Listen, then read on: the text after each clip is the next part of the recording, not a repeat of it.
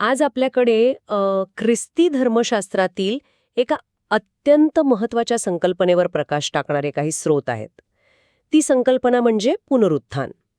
आता हा शब्द ऐकल्यावर आपल्या डोळ्यासमोर एकच चित्र येतं, म्हणजे मेलेली व्यक्ती पुन्हा जिवंत होणे. पण आज आपण ज्या स्रोतांचा अभ्यास करणार आहोत ते या घटनेकडे केवळ एक चमत्कार म्हणून पाहत नाहीत. बरोबर. या स्रोतांमध्ये बायबलमधले वेगवेगळे भाग आहेत. उदाहरणार्थ प्रेषितांची कृत्य, जे सुरुवातीच्या चर्चचा इतिहास सांगतं. मग रोमकरांसपत्र, ज्यामध्ये पौलाने ख्रिस्ती सिद्धांतांवर खूप खोलवर चर्चा केली आहे. आणि हो, प्रकटीकरण, जे भविष्याबद्दल भाष्य करणारं एक गूढ पुस्तक मानलं जातं. या सगळ्या वेगवेगळ्या दृष्टिकोनातून हा स्रोत एकाच विचाराला केंद्रस्थानी ठेवतो. आणि तो विचार एका मोठ्या प्रश्नाला जन्म देतो. तो प्रश्न असा आहे की पुनरुत्थान ही केवळ देवाची एक अमर्याद शक्तीची किमया आहे की एका वैश्विक न्यायाच्या नियमाची एक अटळ प्रक्रिया? म्हणजे हे फक्त मी देव आहे म्हणून करू शकतो असं प्रदर्शन आहे की न्याय असा आहे म्हणून हे घडायलाच हवा, अशी काहीतरी व्यवस्था आहे? अगदी. मला वाटतं या स्रोतांच्या मदतीने या प्रश्नाचा शोध घेणे खूप रंजक ठरेल. नक्कीच. आणि याची सुरुवात एका विधानापासून होते, जे या स्रोतांमध्ये वारंवार येतं. ते विधान आहे, पित्या देवाने पुत्राला मेलेल्यांतून उठवले. हो, हे खरंय. प्रेषितांची कृत्य, गलतीकरांचं पत्र, पेत्राचे पहिले पत्र, अनेक ठिकाणी हीच वाक्यरचना वापरली आहे. देवाने येशूला जिवंत केले. हे इतक्या वेळा का सांगितलं आहे? म्हणजे येशू पुन्हा जिवंत झाला असं सरळ म्हणता आलं असतं की नाही? पण पित्याले त्याला उठवले यावर इतका भर देण्यामागे काही विशेष कारण आहे का? हो. आणि इथेच आपल्या मूळ प्रश्नाचं उत्तर डळायला सुरुवात होते. हे विधान म्हणजे खरं तर या स्रोतांच्या युक्तिवादाचा पाया आहे.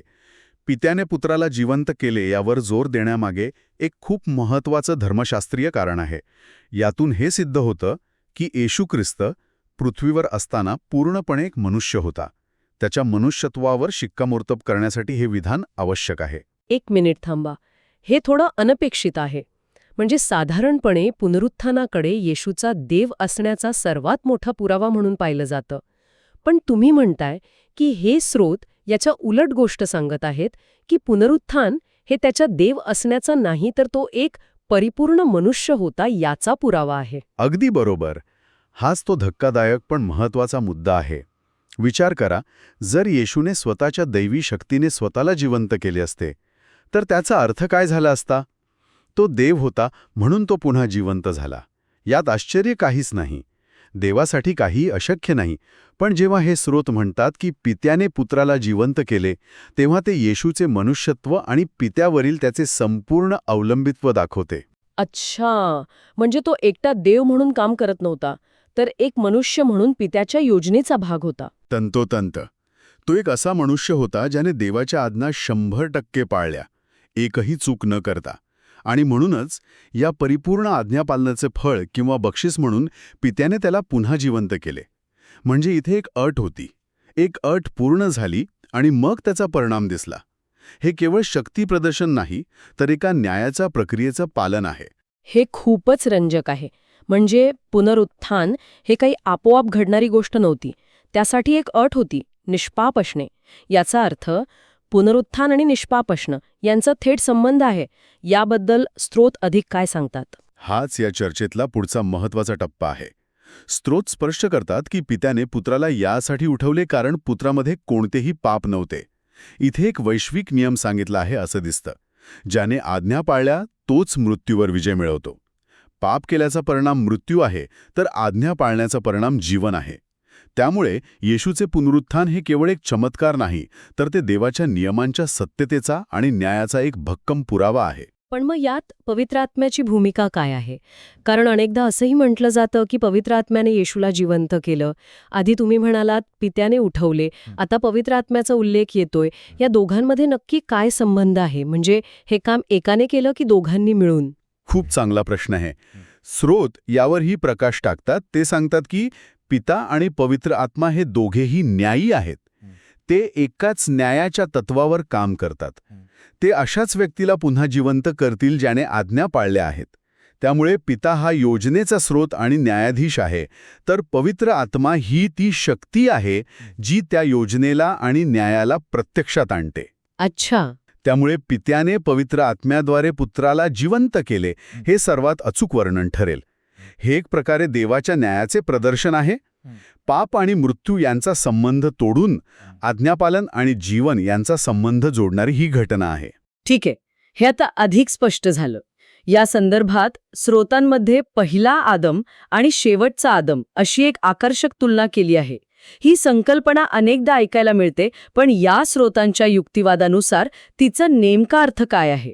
इथेच ही चर्चा अधिक सखोल होते. या स्रोतांनुसार पहिला आदम म्हणजे आदम, ज्याच्यापासून सर्व मानवजात सुरू झाली, आणि शेवटचा आदम म्हणजे येशू ख्रिस्त, जो एका नव्या आध्यात्मिक मानवजातीचा आरंभ आहे. गंमत म्हणजे स्रोत या दोघांमध्ये एक साम्य दाखवतात. साम्य? पण आदम तर देवाच्या आज्ञेचं पालन करू शकला नाही आणि येशूने ते करून दाखवलं. मग साम्य कसलं? साम्य हे आहे की या दोघांपैकी कोणीही स्वतःच्या सामर्थ्याने मृत्यूवर विजय मिळवू शकत नाही किंवा पुन्हा जिवंत होऊ शकत नाही. दोघांवरही एकच नियम लागू होतो, देवाच्या आज्ञा पाळणे, आणि दोघांनाही पवित्र आत्म्याद्वारेच पित्याकडून पुनरुत्थान मिळतं. म्हणजे पहिला आदम असो वा शेवटचा आदम, पुनरुत्थानाचा मार्ग एकच आहे: आज्ञापालन आणि पिताची शक्ती. पण हा पहिला आदम आणि शेवटचा आदम मधला संबंध थोडा विचित्र नाही का वाटत? म्हणजे येशू तर देव होता, त्याची तुलना एका सामान्य माणसाशी, आदमशी करणे हे योग्य आहे का? या तुलनेवर काही जण आक्षेप घेऊ शकतात. असं वाटू शकतं की यामुळे येशूचं महत्त्व कमी होतं. चांगला प्रश्न आहे. पण उलट या स्रोतांचा युक्तिवाद असा आहे की यामुळे येशूचं महत्त्व अधिक वाढतं. कारण तो देव असूनही त्याने आपल्या दैवी शक्तीचा वापर करून शॉर्टकट घेतला नाही. त्याने एक मनुष्य म्हणून आदामप्रमाणेच सर्व नियम पाळले. त्याने ती परीक्षा पास केली ज्यात आदाम नापास झाला होता. स्रोत अगदी स्पष्टपणे म्हणतात की शेवटचा आदम म्हणजे येशू देव आहे, पण तो देव असल्यामुळे पुन्हा जिवंत झाला असं नाही. तर शेवटच्या आदममध्ये पाप नव्हते, म्हणून पित्याने त्याला पुन्हा जिवंत केले. यातून देवाचा न्याय आणि त्याची योजना किती सुसंगत आणि निष्पक्ष आहे हे दिसून येतं. त्याने स्वतःच्या पुत्रासाठीही नियम बदलले नाहीत. वा, म्हणजे येशूचं पुनरुत्थान हे त्याच्या आज्ञापालनाचं फळ होतं. पण यामुळे एक खूप मोठा प्रश्न निर्माण होतो. जर निष्पाप असणं ही अट असेल, तर मग सामान्य माणसांचं काय? कारण आपण तर सगळेच चुकतो, आपल्यापैकी कोणीही परिपूर्ण नाही. मग आपल्यासाठी पुनरुत्थानाचा मार्ग कसा खुला होतोय याबद्दल स्रोत काही सांगतं का? आणि इथेच विश्वासाचा आणि कृपेचा सर्वात महत्त्वाचा भाग येतो. स्रोत सांगतात की आपणही येशूप्रमाणेच पूर्णपणे माणसेच आहोत. आपल्यात आणि येशूच्या मनुष्यत्वात फरक नाही, पण आपल्याकडे पाप आहे. मग उपाय काय? यावर स्रोत सांगतात की उपाय आहे येशूचे रक्त. येशूच्या बलिदानाने आपल्याला पापांची क्षमा मिळाली आहे. आपले पाप झाकले जाते. याचा नेमका अर्थ काय? काही उदाहरण देऊन सोपं करता येईल का? नक्कीच. हे असं आहे जसे की तुमच्यावर बँकेचे एक मोठं कर्ज आहे. तुम्ही ते फेडू शकत नाही, पण कोणीतरी तुमच्यासाठी येऊन ते सगळं कर्ज फेडून टाकतं. आता बँकेच्या रेकॉर्डमध्ये तुम्ही कर्जदार नाही, तर कर्जमुक्त आहात. बँक तुमच्या जुन्या कर्जाच्या नोंदीकडे पाहत नाही. येशूच्या रक्तामुळे किंवा बलिदानामुळे देव आपल्या पापांच्या नोंदीकडे दुर्लक्ष करतो आणि आपल्याला निष्पाप मानतो. हेच ते पाप झाकले जाणे. अच्छा. आपण मूळचे निष्पाप नसलो तरी येशूवरील विश्वासामुळे आपल्याला कायदेशीररित्या निष्पाप ठरवले जाते. म्हणजे एका अर्थाने आपल्याला एक लीगल स्टँडिंग मिळतं. बरोबर. आणि मग रोमकरांस पत्र 8:11 मधलं वचन लागू होतं, जे खूप महत्वाचं आहे.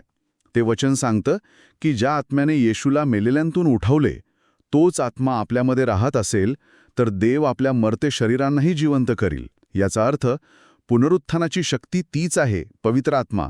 अटसुद्धा तीच आहे, निष्पाप असणे. फरक इतकाच आहे की येशू मुळातच निष्पाप होता, तर विश्वासणाऱ्यांचं पाप ख्रिस्ताच्या रक्ताने झाकले जाते आणि त्यांना निष्पाप ठरवले जाते. ठीक आहे, म्हणजे थोडक्यात सांगायचं तर नियम 1, फक्त निष्पाप व्यक्तीच पुनर्जिवंत होऊ शकते. येशू हा नियम पास करतो. नियम 2, जे निष्पाप नाहीत ते येशूवर विश्वास ठेवून कायदेशीररित्या निष्पाप मानले जाऊ शकतात. मी बरोबर समजले का? हो, अगदी अचूक. तुम्ही या स्रोताच्या युक्तिवादाचं सारच सांगितलंय. पण यामुळे अजून एक प्रश्न येतो. मग याचा अर्थ फक्त विश्वासणाऱ्यांचेच पुनरुत्थान होईल का? जे येशूवर विश्वास ठेवत नाहीत त्यांचं काय? कारण पुनरुत्थान ही संकल्पना सरसकट सगळ्यांसाठी आहे असं अनेकदा म्हटलं जातं. हा एक गंभीर आणि महत्वाचा मुद्दा आहे आणि स्रोत यावर स्पष्ट भाष्य करतात. ते म्हणतात की हो, देव गुन्हेगारांना आणि पापी लोकांनाही पुन्हा जिवंत करेल. म्हणजे पुनरुत्थान हे सर्वांसाठी आहे. पण त्यात एक खूप मोठा पण आहे. तो पण काय आहे? त्यांच्या पुनरुत्थान हे अनंत काळच्या जीवनासाठी नसेल, ते न्यायासाठी असेल. स्रोत इथे प्रकटीकरण 20:13 चा आधार घेतात. त्यानुसार समुद्र आणि मृत्यू हे त्यांच्यातील मृतांना परत देतील आणि प्रत्येकाला त्याच्या कर्मानुसार न्यायनिवाडा करण्यासाठी उठवले जाईल. अरे देवा! म्हणजे त्यांना शिक्षा देण्यासाठी पुन्हा जिवंत केलं जाईल. ही कल्पनाच थोडी भीतीदायक आहे, की नाही? हो, आणि स्रोत नेमकं हेच सांगतात. ज्यांचे नाव जीवनाच्या पुस्तकात लिहिलेले नाही त्यांना अग्नीच्या सरोवरात म्हणजेच दुसऱ्या मृत्यूसाठी टाकले जाईल. दुसरा मृत्यू म्हणजे एकदा मरून पुन्हा जिवंत होऊन परत मरणे. हे काय आहे? ही एक प्रतिकात्मक भाषा आहे. दुसरा मृत्यू म्हणजे पुन्हा एकदा शारीरिक मृत्यू नव्हे, तर देवापासून कायमचे पूर्णपणे विभक्त होणे. ती एक आध्यात्मिक मृत्यूची अवस्था आहे, ज्याला अग्नीचे सरोवर असं नाव दिलं आहे. त्यामुळे स्रोत हे स्पष्ट करतात की पुनरुत्थान 2 प्रकारचं आहे. 2 प्रकार म्हणजे एकाच घटनेचे 2 वेगवेगळे परिणाम. अगदी.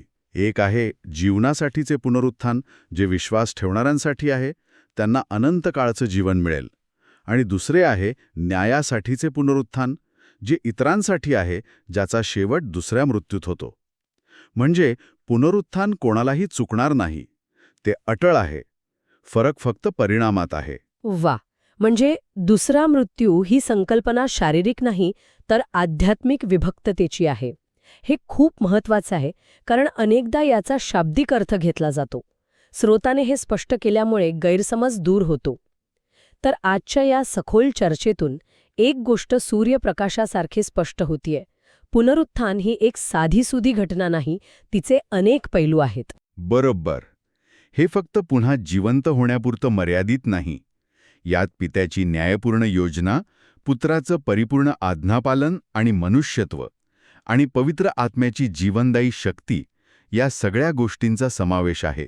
आणि या स्रोतांनी जो सर्वात मोठा आणि वेगळा विचार मांडला आहे तो हा, की येशूचे पुनरुत्थान हे त्याचं मनुष्यत्वाचा आणि देवाच्या न्यायाचा सुसंगततेचा पुरावा आहे. ते केवळ एका दैवी शक्तीचे अनपेक्षित प्रदर्शन नाही.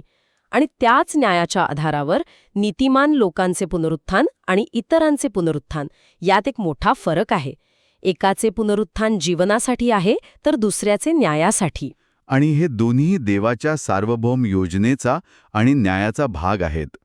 या स्रोतांनुसार पुनरुत्थान हे कोणाच्याही इच्छेवर अवलंबून नाही. ते अटळ आहे. प्रत्येकाला त्याचा सामना करावाच लागणार आहे. या स्रोतांनुसार प्रत्येकाचे पुनरुत्थान निश्चित आहे, पण प्रत्येकाचा अंतिम परिणाम सारखा नाही. या सगळ्या चर्चेनंतर एक विचार करण्यासारखा प्रश्न मनात येतो. जर पुनरुत्थान हे सर्वांसाठी अटळ आहे, पण एकाचा शेवट जीवनात तर दुसऱ्याचा न्यायात होतो, तर मग जीवनाच्या पुस्तकात नाव असणे किंवा नसणे याचा नेमका अर्थ काय असू शकतो? या स्रोतांनुसार तर उत्तर स्पष्ट आहे, पण व्यापक अर्थाने पाहिलं तर कोणती गोष्ट एखाद्याच्या जीवनासाठीच्या पुनरुत्थानासाठी पात्र ठरवते आणि कोणती गोष्ट न्यायासाठीच्या पुनरुत्थानाकडे घेऊन जाते, हा विचार करायला लावणारा प्रश्न आहे.